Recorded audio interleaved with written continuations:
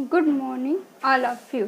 Electronic mechanic theory की second year की class शुरू करते हैं। चैप्टर 7 संचार प्रणाली कम्युनिकेशन सिस्टम। कम्युनिकेशन सिस्टम क्या होता है?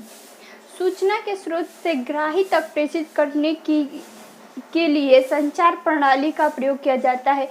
एक स्थान से दूसरे स्थान पर सूचना संचार का कार्य सन 1840 में तार टेलीग्राफी के द्वारा प्रारंभ हुआ। इसके कुछ वर्षों के पश्चात रेडियो संचार प्रणाली का नाम इसके ट्रांसमीटर रिसीवर का प्रयोग आदि होता था।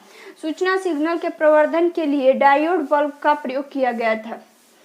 आधुनिक संचार युग मोबाइल संचार पद्धति का युग है। टेलीविजन प्रसारण, कंप्यूटर संचार, रेडियो प्रसारण और तथा मोबाइल संचार आदि संचार प्रणाली के प्रमुख उदाहरण है। का फर्स्ट क्वेश्चन,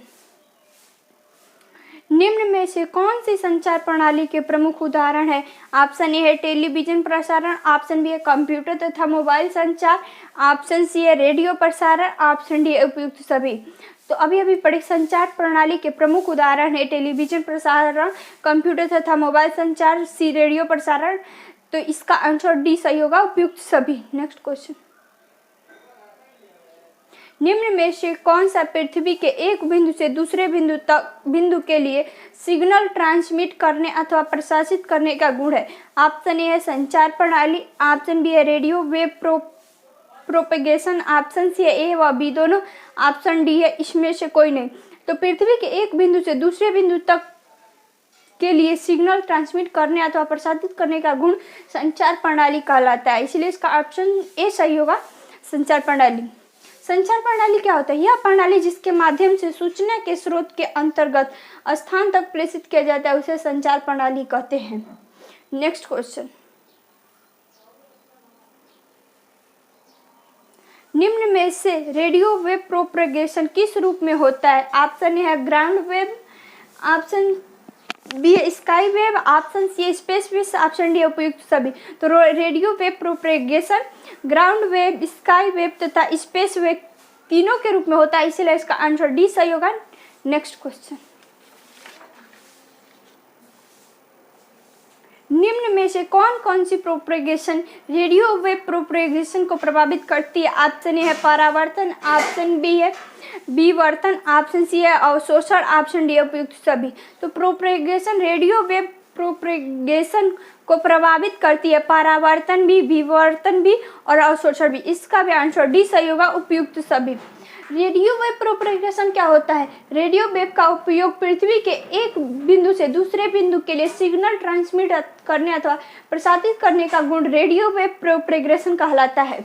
यह propagation ground wave, sky wave तथा स्पेस वेव के रूप में होता है तथा प्रोपेगेशन के दौरान विभिन्न घटनाएं जैसे परावर्तन, विवर्तन, अवशोषण आदि रेडियो वेव प्रोपेगेशन को प्रभावित करती है।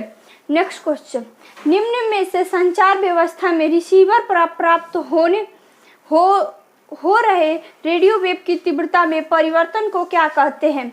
ऑप्शन ए है संचार प्रणाली, ऑप्शन बी है मॉड्यूलेशन, ऑप्शन सी है फेडिंग, ऑप्शन डी इसमें से कोई नहीं। तो संचार व्यवस्था में रिसीवर पर प्राप्त हो रहे रेडियो वेव की तीव्रता को हम फेडिंग कहते हैं, इसलिए इसका आंसर सी सही होगा, फेडिंग। नेक्स्ट क्वेश्चन, फेडिंग क्या होती है? संचार व्यवस्था में रिसीवर पर प्राप्त हो रहे रेडियो वेव की तीव्रता में परिवर्तन को हम फेडिंग कहते हैं। इसके प्रमुख कारण प्रसार समय में परिवर्तन, आवृत्ति में परिवर्तन, फेज अंतराल आदि होते हैं। संचार व्यवस्था में जिस चैनल में फेडिंग होती है उसे फेडिंग चैनल कहते हैं। नेक्स्ट क्वेश्चन, निम्न में से कौन कौन सी फेडिंग के प्रकार है? ऑप्शन ए है तीव्र फेडिंग, ऑप्शन बी है धीमी फेडिंग, ऑप्शन सी है ए व बी दोनों, ऑप्शन डी है इसमें से कोई नहीं। तो फेडिंग के प्रकार दो होते हैं, तीव्र फेडिंग और धीमी फेडिंग, इसलिए इसका आंसर सी सही होगा, ए व बी दोनों। अब तीव्र फेडिंग क्या होती है? जब फेडिंग की अवधि निम्न होती है अर्थात अल्प दूरी में सिग्नल के तीव्र परिवर्तन होता है तो यह तीव्र फेडिंग कहलाती है, इसे स्मॉल स्केल फेडिंग भी कहते हैं। धीमी फेडिंग क्या होती है? जब फेडिंग की अवधि अधिक समय अर्थात सिग्नल से अधिक दूरी के लिए परिवर्तन होते हैं तो उसे धीमी फेडिंग कहते हैं।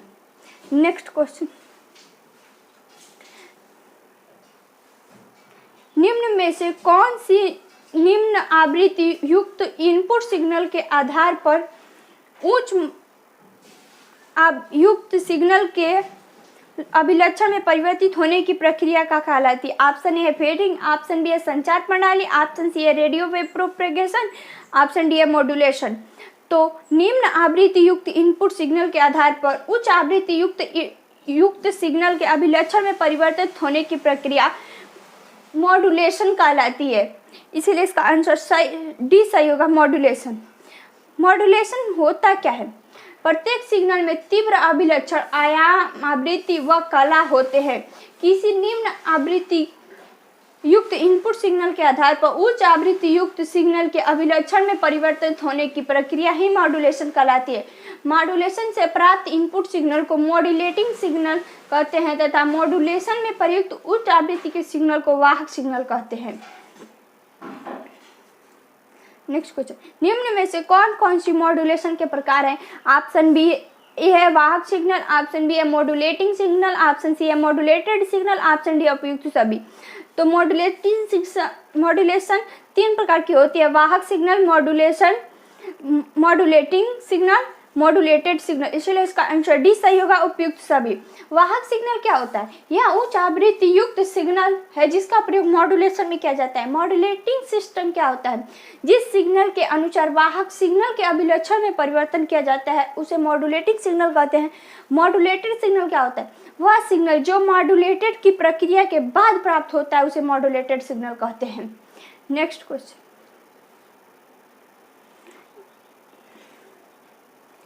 निम्न में से कौन कौन सी मॉड्यूलेशन के प्रकार हैं?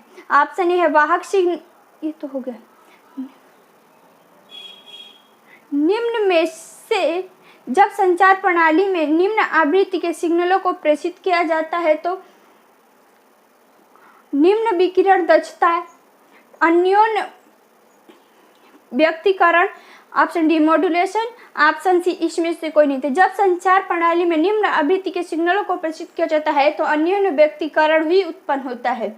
इसीलिए इसका आंसर बी सही होगा। नेक्स्ट क्वेश्चन, निम्न में से जब किसी सिग्नल एनालॉग सिग्नल के अनुसार वाहक सिग्नल के अभिलक्षण में परिवर्तित करता है तो क्या कहलाता है? ऑप्शन है मॉड्यूलेशन सिग्नल, ऑप्शन बी है एनालॉग मॉड्यूलेशन, ऑप्शन सी है ए व बी दोनों, ऑप्शन डी इसमें से कोई नहीं। तो जब किसी एनालॉग सिग्नल के अनुसार वाहक सिग्नल में अभिलक्षण में परिवर्तन होता है तो एनालॉग मॉड्यूलेशन होता है। इसलिए इसका आंसर बी सही होगा। नेक्स्ट क्वेश्चन,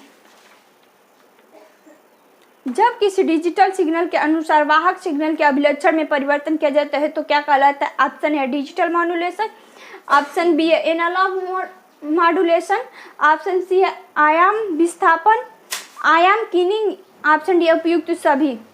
तो जब किसी डिजिटल सिग्नल के अनुसार वाहक सिग्नल में अभिलक्षण में परिवर्तन किया जाता है तो डिजिटल मॉड्यूलेशन कहलाता है।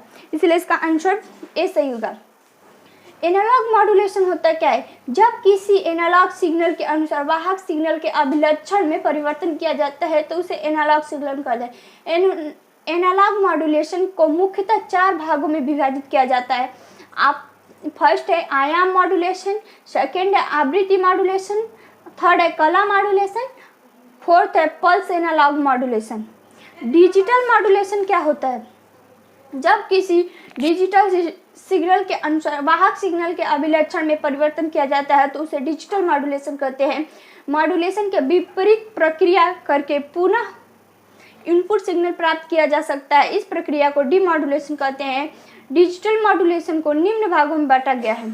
ऑप्शन ए है कोहेरेंट मॉड्यूलेशन और non coherent modulation. Next question, निम्न में से किसके माध्यम से बैंड की चौड़ाई तथा ट्रांसमीटर शक्ति का सही रूप में प्रयोग किया जाता है? ऑप्शन ए है सिग्नल साइड बैंड स्प्रेड वाहक, ऑप्शन बी है analog modulation, option D C है डबल साइड बैंड स्प्रेड वाहक, ऑप्शन डी इसमें से कोई नहीं। तो किसी भी माध्यम में बैंड की चौड़ाई तथा ट्रांसमिट शक्ति का सही रूप में प्रयोग किया जाता है सिग्नल साइड बैंड स्प्रेड वाहक के रूप में। नेक्स्ट क्वेश्चन, निम्न में से कौन सा संचार व्यवस्था में प्रयोग किए जाने वाला यंत्र है जो ध्वनि सिग्नल को विद्युत सिग्नल में परिवर्तित करता है? ऑप्शन ए है पावर एम्पलीफायर, ऑप्शन बी है ऑसिलेटर, ऑप्शन सी है ऑडियो एम्पलीफायर, ऑप्शन डी है माइक्रोफोन। तो संचार व्यवस्था में प्रयोग किए जाने वाले यंत्र जो ध्वनि सिग्नल को विद्युत सिग्नल में परिवर्तित करता है माइक्रोफोन कहलाता है, इसलिए इसका आंसर डी सही होगा। नेक्स्ट क्वेश्चन, निम्न में से ऑसिलेटर में प्राप्त वाहक सिग्नल की आवृत्ति बढ़ाने के लिए प्रयोग किया जाता है। ऑप्शन ए है आउटपुट एम्पलीफायर, ऑप्शन बी है बफर एम्पलीफायर, ऑप्शन सी है आवृत्ति मल्टीप्लायर, ऑप्शन डी है उपयुक्त सभी।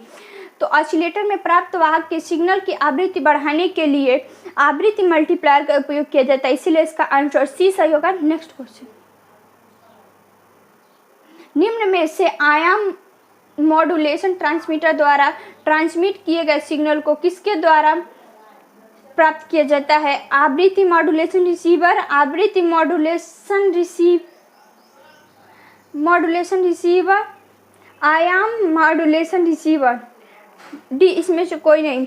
तो आयाम मॉड्यूलेशन रिसीवर द्वारा प्राप्त किया जाता है, इसलिए इसका आंसर सी सही होगा। नेक्स्ट क्वेश्चन,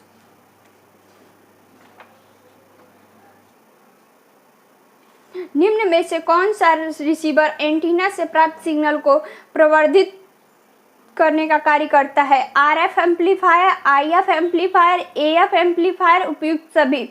तो एएफ एम्पलीफायर एंटीना से प्राप्त सिग्नल को प्रवर्धित करने का कार्य करता है। नेक्स्ट क्वेश्चन, निम्न में से किसके द्वारा एफएम सिग्नल उत्पन्न किया जाता है? ऑप्शन ए है एफएम जनरेटर, ऑप्शन बी है एएफ एम्पलीफायर, ऑप्शन सी है डिटेक्टर, ऑप्शन डी इसमें से कोई नहीं। तो एफएम सिग्नल द्वारा उत्पन्न किया जाता है एफएम जनरेटर को, इसलिए इसका आंसर सही होगा ए। नेक्स्ट क्वेश्चन, निम्न में से कौन सा युक्ति या उपकरण जिसका प्रयोग ट्रांसमिटेड रेडियो सिग्नल को पुनः प्राप्त करने के लिए किया जाता है? ऑप्शन में है एफएम डीमॉड्यूलेटर, ऑप्शन बी है रेडियो रिसीवर, ऑप्शन सी है स्पीकर, ऑप्शन डी है चैन परिचय। तो युक्ति या उपकरण जिसका प्रयोग ट्रांसमीटर रेडियो सिग्नल को पुनः प्राप्त करने के लिए किया जाता है एफएम डीमॉड्यूलेटर कहलाता है। नेक्स्ट क्वेश्चन, निम्न में से संचार व्यवस्था में प्रयुक्त आईएफ तथा आरएफ परिपथों में उच्च लेवल का सिग्नल प्राप्त करने के लिए क्या प्रयोग किया जाता है? ऑप्शन ए है एफएम जनरेटर, ऑप्शन बी है एफएम डीमॉड्यूलेटर, ऑप्शन सी है अलाइनमेंट, ऑप्शन डी उपयुक्त सभी। तो संचार व्यवस्था में प्रयुक्त आईएफ एवं आरएफ परिपथों में उच्च लेवल का सिग्नल प्राप्त करने के लिए प्रयोग किया जाता है अलाइनमेंट का, इसलिए इसका आंसर सी सही होगा। नेक्स्ट, यहाँ पे ये चैप्टर समाप्त होता है। वीडियो को लाइक, शेयर तथा चैनल को सब्सक्राइब करना ना भूलें, कमेंट करके जरूर बताएं। Thank you.